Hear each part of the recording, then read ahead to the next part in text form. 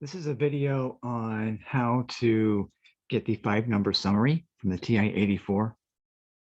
So the first thing you do is to hit Stat, and then you'll select 1 for Edit. And you can enter your data into a list. Let's use L1.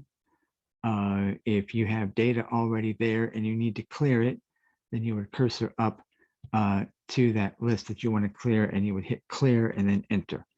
I already have some data in here, so I'll go ahead and use that to calculate the 5-number summary. And once you enter the data, you'll hit Stat again, and then cursor over to Calc, and then you'll keep it set at 1 var stats, hit Enter.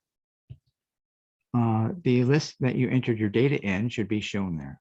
If it's not, suppose that we're clear, then to get the list, you would hit, you can see the lists in blue above these keys down here.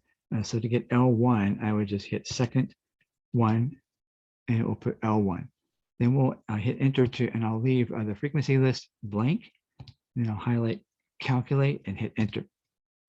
This will give us 1 var stats. For the 5-number summary, we're interested in the values at the end, so we'll cursor down, and you can see the min, Q1, the median, Q3, and max.